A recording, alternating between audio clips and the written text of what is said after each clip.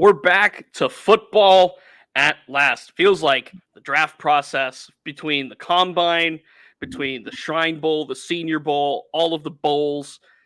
It's lasted so long, and now we finally made it. Good afternoon, everybody. Happy Friday, May 10th, 2024. My name is Corey Crisan on the Southside Beat. Normally, I would be joined by Chris Halleck, but that is not the case today. I am pleased to welcome in the newest addition to DK Pittsburgh Sports, and of course, the Steelers staff. She is Amanda Godsey. What's up, Amanda? Welcome aboard. Hey, Corey, how are you? I'm living. I'm yeah, chilling. good day down on the south side. Happy Paul Skeens Eve to those who celebrate. Yes, indeed. You were just telling me you're going to the game tomorrow. I am going to the game tomorrow. I have tickets. I won't be in the press box, just be there watching. My dad is a disgruntled Pirates fan, so he's usually pretty upset about them, but he really wants to see Paul Skeens. So add your dad to the list of disgruntled Pirates fans. Correct. Yes. Joshua says Chris looks so much better clean shaved. Well, there you have it. All right, we are back to football today. The opening day of Steelers rookie minicamp, the 3-day event on the south side, two of which are open to access to reporters like Amanda and myself. And us, along with DK, spent the morning over at the UPMC Rooney Sports Complex at the indoor facility. They practiced inside with the threat of rain in the area. And already off the bat, I think we learned something new every day about this rookie class. We learned something new every day about this team. But Amanda, as you wrote on DKPittsburghSports.com, really important shift with that offensive line, and in particular with Troy Fautanu and Mason McCormick. Yeah, so Troy Fautanu, everyone was wondering where he's going to line up since he was drafted. Right tackle, left tackle. He played left tackle in college at Washington, blocking for a left-handed quarterback and Michael Penix. And but he's on the right side today. He lined up the right side. He confirmed that with the reporters. Mason McCormick, he played left guard in college. He's on the right side as well. So the right side of the offensive line right now today was Zach Frazier, Mason McCormick, and Troy Fautanu. And if they all pan out, that could be the right side of the Steelers offensive line for a very long time.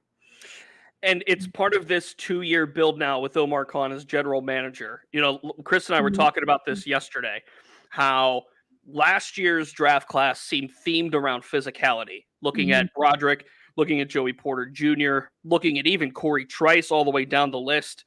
Nick Herbig, of course, Keanu Benton, a former wrestler. And yeah, as James says here, all monsters. I mean, you look at the sheer size of Fautanu and the sheer size of McCormick. They are large men. And Frazier is a bowling ball coming at you. So, yeah, the offensive line today, it was always going to be the number one thing to look for, because obviously they spend the first-round pick on Fautanu. They spend the second-round pick on Frazier. But where were they going to play? Omar Khan has been on record. He said this at the Combine, that Broderick Jones is a left tackle. They see him as a left tackle. Now, it's only day one. I'm not going to jump to anything here, but it's only day one. But with that said, the fact that they put Fautanu, a natural left tackle, right off the bat at right tackle, I think that says a lot. I agree. I was listening to DK and Ramon's podcast on Wednesday, and Ramon's made a point of saying, watch where they line him up on day one of rookie minicamp, and that's gonna give us a clue of where they see Troy Fautanu fitting in. And so that was the first thing I think all of us were looking for today, is to see what side of the line he lines up on. And they started right off the bat with him on the right side.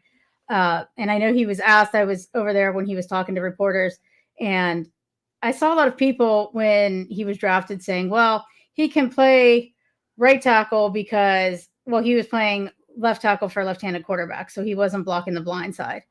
And I kind of had made this point to when I was talking with other people and said, well, you still have to be able to shift your, everything you're doing technique-wise to the other side of the line. And he was asked that today, is this an easier transition because you were a left tackle for a left-handed quarterback? Will it be the same being a right tackle for right-handed quarterbacks? And he kind of said, like, well, regardless of whether the quarterback can see the rusher, I need to block him. If he can see my rusher, I still need to block him. And he said he still has to like flip his footwork and do things of that nature to be playing on the right side. But he looked good today, as much as you can see in these essentially like walkthroughs that they do at this time of year. Yeah, I mean, there wasn't really insane activity going on. Right. It was all football and shorts type stuff, walkthrough type stuff, and of course, 43 players in total, a good number of them on tryout basis. So, take that into account. It's only day one as well. Joshua says, I want Frazier versus Benton. Is that on a wrestling mat or is that on the football field? Because I think either way, that would be one hell of a matchup to see. Frazier, of course, a state wrestling champion. Benton was pretty close to winning a state title up in Wisconsin. I wrote that story. I remember I wrote that story last year. But yeah, they've picked up 3 wrestlers now, I think, in the last couple of drafts. Yeah, I think so. Yeah. And yeah, Joshua adds, that says Dan Moore Jr. is swinging. I think that was always going to be the case. It was more of a matter of, are they going to stick Broderick back at the right tackle spot, or are they going to at last move him to his natural spot at left tackle? I'm glad you brought up the point about Michael Penix Jr., of course, the Washington quarterback. Now, Faltanu playing left tackle with Penix, a left-handed quarterback, that's not the blind side, so to speak. That's not really that's the strong side of the formation, if you will. That's where Penix naturally looks. That's where he naturally positions. That's where he naturally progresses. And now going over to the right side, maybe that helps. That's some of that continuity. And yeah, I love his approach to saying it doesn't matter where I'm at the blocking guy. But I think that's a factor in a little bit of this, in having Faltanu. Now, I agree he's a little more athletic. It was mentioned in the chat. He's a little more athletic than Broderick Jones. And maybe that's an argument to play him at left tackle. I think there's a case for that to stick him at right tackle because of the more, apt at running over to that side. So pass blocking versus run blocking, he's a tremendous pass blocker. But I think his services in the run blocking and his athleticism in the run blocking serves on that right side as well. Yeah, I agree. And I also was thinking about a quote that Mike Tomlin gave us. I think it was the night that Faltanu was drafted, the first night of the draft. He said something along the lines of, Washington did certain things offensively because of what Faltanu allowed them to do, because of his athleticism.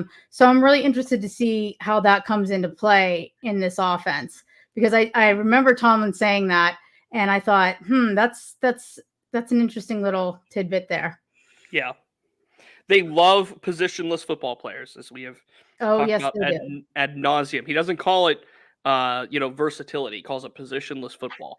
Yes, positionless football. He loves his little men to hit and his big men to run. And that's exactly what they got with Faltanu. Now, of course, there's other things to digest and to nosh on from rookie minicamp. Roman Wilson made his first appearance. Payton Wilson made his first appearance. And later on, DK is going to have a column on Payton Wilson. Of course, the standout linebacker, National Defensive Player of the Year for college. What was the most impressive thing when you were watching practice, Amanda, that stood out to you? I'll give mine, but I want to hear yours from today's session. Well, I was watching the offense most of the time we were down there, and I was watching the offensive line with, 3 draft picks in that unit. And the thing that stood out to me was Zach Frazier. Zach Frazier just going up against another offensive lineman just in like a blocking drill. He just moves people. Like, he just absolutely can move another person into, again, it's hard to take anything away from football and shorts, but that really stood out to me when I was watching that group from across the field. He looks just so strong, so physical. I have a couple of points. Number one, the undrafteds. Dejan Edwards, the Georgia running back, looks the part. He looks the part. And again, day one football shorts, all that. Like, it's always going to be the asterisk on this entire discussion today and Monday and so forth. But at the same time, he looks the part of an NFL running back. The Georgia program over the recent decade has done a tremendous job with running backs. Todd Gurley, Nick Chubb, Sony Michel, just to name a few. James Cook, just to name a few. There are good running backs that come out of that Georgia program with Kirby Smart. And yes, they had Stetson Bennett at quarterback when they won those national championships, but they also had good running games. And Broderick Jones, of course, blocked for those good running games. And I think Edwards is something. I'm not saying he's like going to be Jaylen Warren or anything like that. I'm not saying that. I'm just saying if there was an undrafted rookie that was at this mini camp that was running through these drills and was doing it differently, I think is the word I'm looking for. I think it was Edwards. And then Payton Wilson's athleticism. It doesn't take a savant to watch Payton Wilson run and play football and do drill and do all this stuff and not be like, that guy is an athlete, period. He's an athlete and then a football player. I understand the speed. I understand the tape. But when you watch him against other competition and alongside other teammates, he just stands out in that way. And by the way, during these walkthroughs, he's already calling the defense. So if that doesn't show how much they trust and they value Payton Wilson as a leader, as a signal caller, as an athlete, as all of that stuff, and how important he's going to be to that linebackers room, today showed it, I think. Yeah, that's very interesting about him calling the defense already. I think that he is such an interesting player. I think he could bring a totally different facet to this defense that they have really, really missed pretty much since Ryan Shazier got injured. They've not had that speed or that athleticism at inside linebacker. They've had some good players there. I think the guys that were there last year and Cole Holcomb and Landon Roberts are still there this year. But Wilson just brings just another level. I'm so interested to see how he looks in this defense. And I just think he can take it to just a very different level. I think the defense got faster. Yesterday, Chris and I talked about speed. The defense got faster over these last two drafts, off seasons, through the Omar Khan regime. And the thing with Payton Wilson, his health is always going to be a question mark. It'll be a question mark when he's healthy, when he's not. But at the same time, he fits exactly what they've been looking for at that position. So that's a big thing. The other thing I wanted to bring up, and I'm going to write more about him later, is Beanie Bishop, the West Virginia defensive back. There weren't many defensive backs at practice today. Ryan Watts was not there. He is at graduation down in the University of Texas. So he will join, I believe, tomorrow. He'll be back at practice. But when I watch the defensive backs, I think it's very clear what they're looking for in this diamond in the rough sort of thing is that next slot guy to play inside of Dante Jackson and Joey Porter Jr. And Beanie Bishop was a priority sign. He was somebody that visited the South Side, obviously former All-American at West Virginia. I think there's something there to Beanie Bishop. I think there's a plan in place for Beanie Bishop. I think by the time we get to Latrobe in July, this is going to be the undrafted rookie on the defensive side that we're sitting here saying, why didn't somebody scoop him up sooner? Why is he here now? I like the ad. I like the fit. And I think for what the Steelers need from the cornerback position is exactly what they're looking for. Yeah, I agree with that. Omar Khan has already said that Beanie Bishop could fit as a slot guy. I know Zach Frazier today was asked what stands, because they obviously played at West Virginia together. What stands out about Beanie Bishop? And he said he's always around the ball. And you and I saw it last year in person because we were down there for the backyard brawl, and we saw him intercept Phil Dracovic late in the third quarter and return it 40 yards. And his name stuck out in my mind from that night forward as like, wow, that guy's got some, he's got some wheels, and he looked good, and that could definitely be a guy that we're wondering why nobody else decided to sign him. I think he could be a fit that they've been looking for at slot that they haven't had in a couple of years. Now, there are some players that fall through the cracks with testing. Some players don't test well, but they have good tape and they play well. I think Bishop is one of those players. And I think the running back Edwards from Georgia is also one of those players. Like, they don't test well, but they play. You turn on the tape, and they're pretty good. Good question from John, who says, how is the quarterback situation looking? Who's making the throws? It's kind of weird seeing number 18 as a quarterback and not as a wide receiver, as it was Deontay Johnson's number over the last 5 years.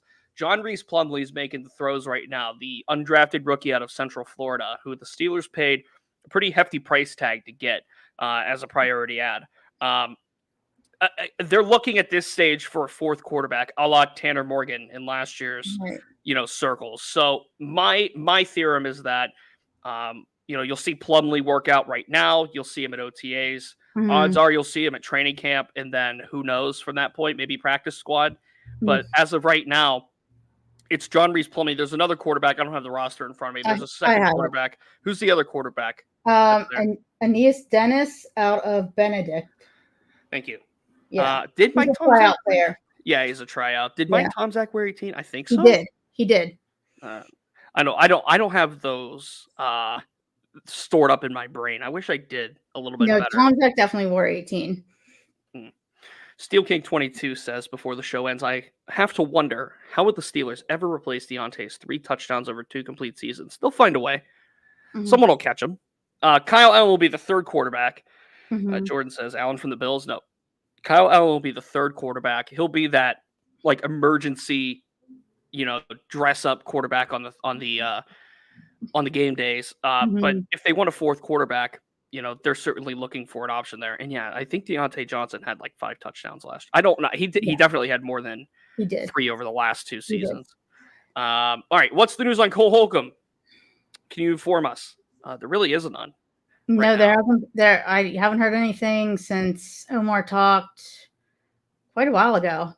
Yeah, it's been a while. No real update on his rehab, and for the fact of that matter, because I know people have been asking. Same with Corey Trice. I think Trice is further along than Holcomb is, obviously, because Trice's injury occurred in training camp last year, whereas Holcomb's occurred mid-season.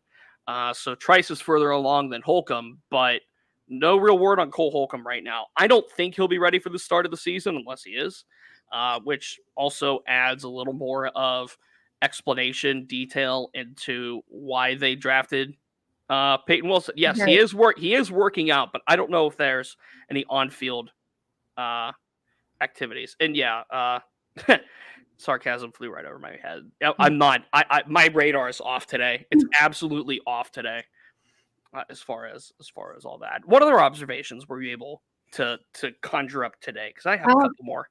I just really enjoyed watching the offensive linemen. I mean, they were all working. Like I said, you could see Frazier, how powerful and just how strong he is. And I saw all of them at different times, talking kind of personally one-on-one with Pat Meyer, the offensive line coach. I saw Tomlin over there kind of peeking around, looking to see what was going on. So, and it's just interesting to hear all 3 of them talk about, they've only been Steelers for 2 weeks now. And they are already hanging out. They showed up to practice this morning together because Zach Frazier is the only one that has a vehicle in Pittsburgh. Truck. Yeah. So they all showed up together.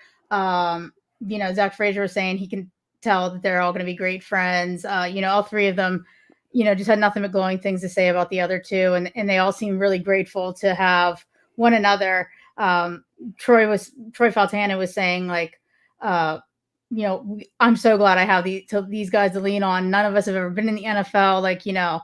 We're going through this all together. And they all seem to be so grateful that they have that, just have each other to lean on for support and learn it all together. And I didn't notice this when it happened, but Troy Faltano, he's like, I don't know if I should tell you guys this, but I was so antsy today. I jumped offside on the first snap. So, what were your other observations? Mine, Aaron Curry is a special coach, and I think that he has big time potential ahead of him. Just the way that he approached the linebacker. He only had 3 players, but just the way that he approached the linebackers and the way that he was so hands-on and the way that he inflected his voice and the way that he just moved and the way that he, made eye contact. He, I think, has defensive coordinator written all over him someday. I think he has maybe head coach written on him someday. I think he has that kind of potential as an assistant coach. I think the Steelers have a really good one there. Snowman asks, any surprises from the rookies? If you can constitute it as a surprise, as I mentioned earlier, with Edwards, the running back from Georgia, undrafted. I was pleasantly surprised at what I saw from him. Like, again, it's just drills, it's just football and shorts, but he certainly does, again, look the part. What about you? Any surprises that you didn't expect today?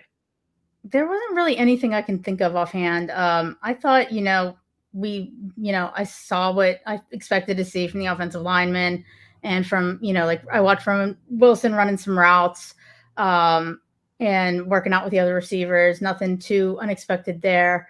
I wasn't really watching the running backs very much, so I'm glad you caught that about Edwards. Mm-hmm. I thought he was a really good signing when they signed him.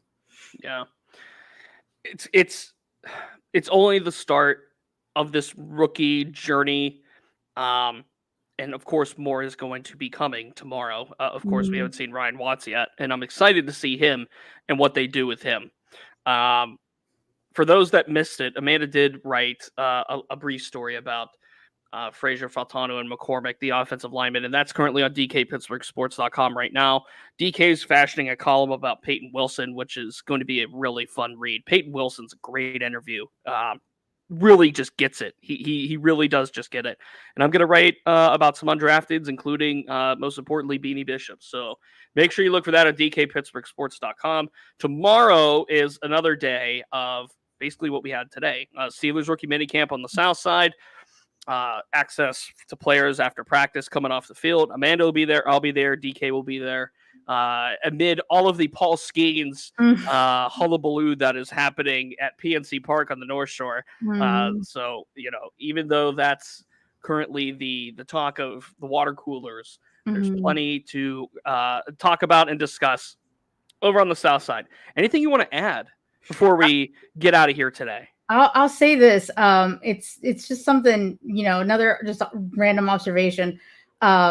I noticed last year at rookie minicamp, and I noticed it again today. I feel like this is the time of year where we don't really hear Mike Tomlin on the field.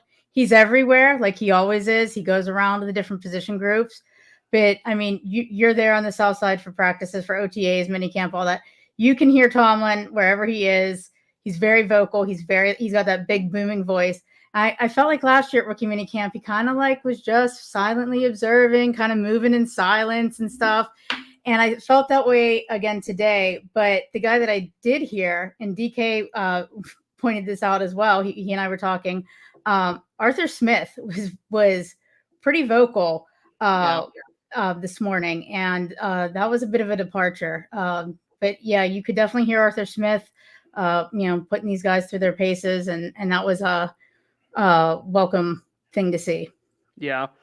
And again, if anybody needed more indication and evidence that Mike Tomlin loves Roman Wilson, he was all over Roman when Roman was catching some punts, all over him. And yeah, Roman might have been catching a couple punts, but I wouldn't read too far into that. That was more or less just getting work in there. All right, we'll be back Monday, whether it's myself, Amanda, Chris, all three of us, two of us, three, whoever it may be. We'll be back Monday for the Southside Beat, as we are 3 p.m. Eastern, Monday through Friday. Enjoy the weekend. Enjoy Paul Skeens Day. We're wrapping up a little short today, but I think that's okay. Just wanted to go over some of the observations we made at rookie minicamp and, get us going, get the football juices flowing again, which is so fun. This is the start of it all. This is it. It really is. It really is. And it's fun because right now there's no real stakes, for the players that, were drafted. Obviously there's little stake involved, but there's stakes involved for those that went undrafted and that are signing on these contracts that are for tryouts. And it's fascinating to watch guys like Phil Dracovic and Marquez Williams, who went to Pitt and may not get another shot elsewhere, go out there and do this for at least this weekend. They get to be NFL players. Right. And I think that's truly amazing. As James says, happy Mother's Day to all the mothers out there, all that are listening, all that have listened, of course, to my mother. Love you very much. You are the best. I can't do this life without you. If you want to say any nice words to your mother, should she be watching this? My mom passed away a few years ago, but I'll say happy Mother's Day to my Aunt Kathy, who's like a second mom to me, and my cousin Amelia is a great mom, and my very good friend Amanda are great moms. So happy Mother's Day to all of them. We all have mother figures in our lives that are so important to us, and I don't think either of us have the time to shout them all out. We'd be here another hour. But happy Mother's Day. Enjoy it to those who are listening, and those who are celebrating their mothers or their wives or whoever they may be this weekend. Make it about them. Yes, make it about them for sure. Make it about them. Enjoy the weekend. We'll be back Monday. And thanks again to Amanda. Welcome aboard. We're excited to have you. Of course, we're excited to have you. She is Amanda. I am Corey. This has been the Southside Beat on a Friday. Enjoy your weekend, everybody. Enjoy Paul Skeen's day on Saturday. Cheers.